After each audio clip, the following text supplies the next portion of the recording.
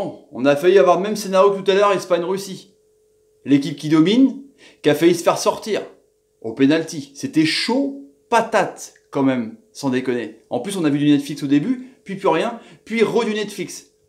On s'en est bien sorti. Salut à tous, footeuses et footeux de la famille, c'est Thomas. Fin du match entre la Croatie, le Danemark, un but partout, un but de Jorgensen pour le Danemark. La première minute, le but le plus rapide de l'histoire de la Coupe du Monde. 2018 du moins. Incroyable. Et après, 4e minute, Mandzukic. Un partout. Tu t'es dit, oh là là, du Netflix. Et ben non, après c'est vite retombé. C'est plutôt devenu du Colombo sur TMC quoi. C'était pas une super série. Hein. Oh là là, c'est reparti à la fin, mais bon, on a accéléré un petit peu pour savoir qui c'était le meurtrier, mais bon, c'était un peu tendu. Du coup, Espagne sortie, de coup Russie-Croatie en quart de finale. Bon, on verra bien. En tout cas, la Russie, c'est un peu la surprise, c'est le pays hôte quand même. Mais en tout cas, Dalic, il était heureux avec son 4-1, 4-1 de dingue, avec Subasic, Vidal Lovren, l'homme cristal, hein, avec ses blessures, mais qui est complètement incroyable. Strinic, sur le latéral qui monte aussi, qui est pas mal. Franchement, une équipe de Croatie avec les noms de ouf. Hein. Radjićko aussi pareil sur le latéral. Et puis le milieu de terrain de dingue quoi. Brozovic, Modric, Rakitic. Avec Kovacic qui est rentré du Real.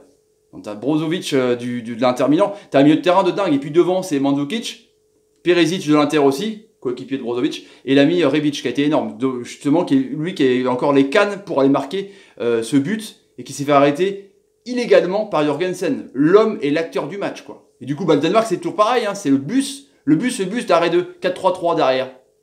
Jorgensen Kjær, c'est vachement solide. Christensen de l'année. Eriksen, qui est un joueur de ballon, hein, il doit se faire le spaghetti de dingue dans cette équipe parce que ça joue pas beaucoup au ballon quoi. Hein. À la fin on était sur 460 passes et 420 passes. Les Danois ont récupéré un peu la possession de balle en deuxième mi-temps, mais sinon, la première, c'était dingue. En tout cas, début de ouf. Bah ouais, début de ouf, quoi. But pour Jorgensen, la défense, longue touche. Longue touche, alors là, l'ami Knudsen, j'ai jamais vu un mec lanceur de poids pareil, quoi. Il pourra peut-être faire une autre discipline, en tout cas.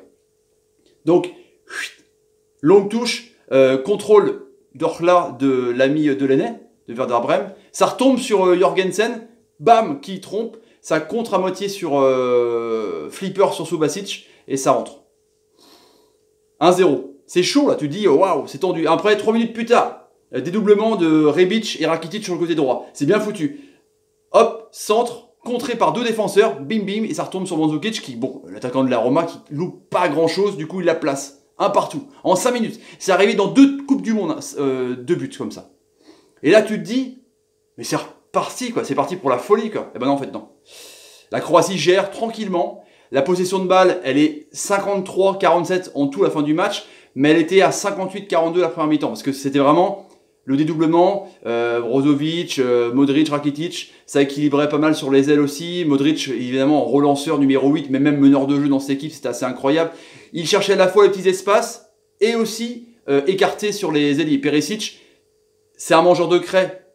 Un petit peu, mais il aime bien aussi repartir dans l'axe en tout cas. Et la Croatie gère, fait tourner donc le ballon, et le Danemark part en contre. Et quand il part en contre, c'est assez chaud quand même, enfin, c'est assez tendu. Braithwaite, il a eu une belle occasion avec Eriksen qui l'a bien lancé. Il va pour tacler le ballon, mais Subasic en fait la récupère de peu. C'était chaud. Après il y a une parade de Schmeichel sur une frappe de Rakitic. Rakitic, il a une frappe de mule. Il frappe de ouf quoi. Truc de taré. Après, il y a toujours une touche et Poulsen qui redonne à Eriksen et s'entretire à moitié d'Eriksen. Ça tombe comme ça et bim, ça tombe sur la barre enfin sur l'arête à moitié, là où il y a la famille d'araignées, vous vous souvenez là, les fameuses araignées de Amrabat. Ça tombe sur la même arête de l'ami Subasic, qui est chaud. Donc première mi-temps, ça a bien débuté. Après la Croatie a géré et puis le Danemark a attendu derrière. Et pourtant, deuxième mi-temps, le Danemark, il récupère un petit peu parce que la Croatie a du mal à poser le ballon. On voit moins les latéraux, on voit moins Strinic par exemple, qui monte moins. Ils sont vraiment pressés. Que ce soit Cornelius Poulsen, qui a fait des kilomètres de dingue, et Braithwaite, qui était prêté à Bordeaux là. Ils pressent directement les premières relances, du coup ça gêne pas mal. Du coup ils essayent de passer un peu au-dessus de la défense et trouver Mandzukic, mais Mandzukic il a pris des brins. C'était la fête foraine. C'était Ninja Warrior, le jeu télévisé là. pam, pam, pam, pam, il se prenait des brins. Il est sorti, il avait mal à la cheville, truc de taré, quoi. Après, il y a eu une bonne frappe, et il y a un moment donné, il y a eu un doute aussi. Donc après la frappe, sur un hippon d'un défenseur sur Mandzukic. Il y a eu la variole. C'était chaud. Lui, il a réclamé de dingue. Il était comme ça, il m'a poussé. Pas grand chose, avec une frappe de Jorgensen, bon, qui est un peu arrêté sur Subasic en 2 temps. Jorgensen, qui avait passé le ballon pour la super frappe Olivier Tomesque de Eriksen, c'est un défenseur qui fait tout, hein, qui monte, qui frappe. Il a fait je sais pas combien de têtes, sans déconner. Il doit avoir un crâne, c'est Efferalgan plus Saspro ce soir au cocktail, mec, parce que là c'était boum, ça retombait, boum. Il y a eu énormément de centres croates, boum, boum, boum. Il arrêtait pas de. C'était incroyable, franchement incroyable. Donc, globalement, pas grand chose. Après, il y a eu une petite blessure de Kovacic, bon, qui a eu un doute. Bon, c'était pas non plus terrible, mais ça va. La possession donc s'équilibre. Ensuite, après, ça s'enflamme un petit peu. La Croatie sur une énième touche du lanceur de Poak Knudsen. Il a le joueur Hansen, juste encore lui, intervient juste devant Perisic. C'était chaud. Après, c'est tout. Il y a une frappe de Rakitic et une frappe de Braithwaite. Une reprise de volée un peu, voilà, complètement pourrie. Il y a eu des frappes de dingue. Il y a eu des frappes, il y a eu 16 tirs, 4 cadrés et 11 tirs et 3 cadrés. Donc 11 tirs pour les Danois, 16 tirs pour les Croates. Mais c'était souvent à côté. C'est vraiment des tirs un peu chelous, quoi, sans déconner. Après, bah, la première prolongation, un peu comme tout à l'heure, tu te dis, les mecs, soit ils gèrent par rapport à la séance des pénaltys, soit ils sont fatigués. C'est un peu des deux, quoi. Et du coup, bah, tu vois que Schmeichel, quand même, et Subasic, c'est quand même des sacrés gardiens. Subasic qui a arrêté presque 6 pénaltys en Ligue 1. Schmeichel qui est quand même un monstre fini, comme son papa qui était là, Peter était là. Oh, mon fils, mon fils, mon fils. Du coup, il s'est pas passé grand-chose, quoi. Il y a eu une petite frappe à côté, encore une fois de Modric. Après, il y a eu une frappe aussi de Perisic, mais c'était pas dangereux. Après, deuxième mi-temps de prolongation, Mandzukic Shore, le mec il est cuit patate, quoi. Mais il se passe rien. Et il y a ce truc de la fin, 90e minute. Modric, qui est pas attaqué, tu fais une superbe passe comme il sait faire pour couper les lignes.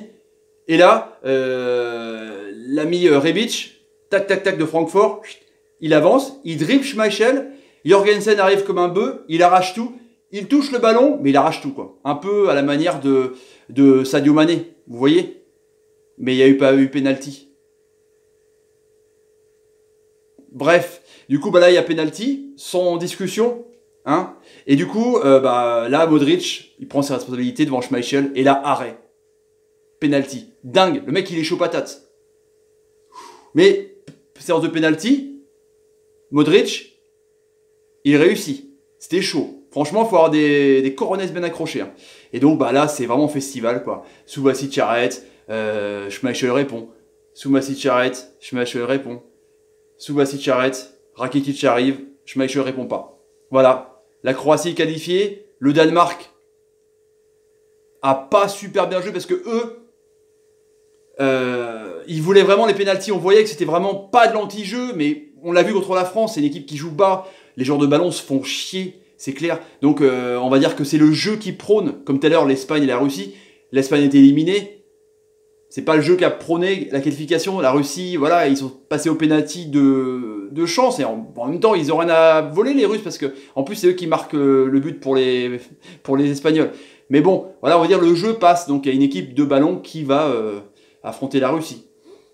À voir en tout cas. Mais quand vous voyez les déchets techniques de la Croatie, c'était pas la même Croatie qu'on a vu contre l'Argentine, contre le Nigeria. Il y a eu pas loin de 11 interceptions pour les Danois, donc c'était des mauvaises transmissions de balles. Le milieu de terrain énorme. Brozovic, même Kovacic quand il est rentré qui a fait du bien. Rakitic, Modric, un des meilleurs du monde. On n'a pas trop vu, quoi. Et puis les Danois ont bien joué le coup, mais ils ont Schmeichel, Jorgensen et puis un joueur de ballon qui ne peut pas jouer au ballon dans cette équipe. Donc les hommes d'arrêt 2, ils peuvent pas faire grand chose. Voilà les amis pour le débrief du soir. Si vous avez envie de vous abonner à la chaîne, n'hésitez pas. Tapez sur ma ganache. Non, ça c'est au revoir. Tapez sur ma ganache. Mettez des commentaires sur ce que vous pensez un peu de cette équipe croate qui était moyenne quand même aujourd'hui. Mettez des pouces quand Modric vous fait une dernière passe là pour Rebic à la fin. C'était chaud. Et partagez la vidéo. C'est comme ça que vous pouvez me soutenir sur YouTube. C'est le dernier de la guerre. À demain pour On parle Coupe du Monde. On va revenir là-dessus. Il y a plein de trucs à dire. Allez, salut les amis. Ciao, ciao. Salut et ciao. Putain, Schmeichel, Subasic, je crois qu'il n'allait jamais s'arrêter. Sans déconner. S'il avait tiré les gardiens, qu'est-ce qui serait passé? C'est fou.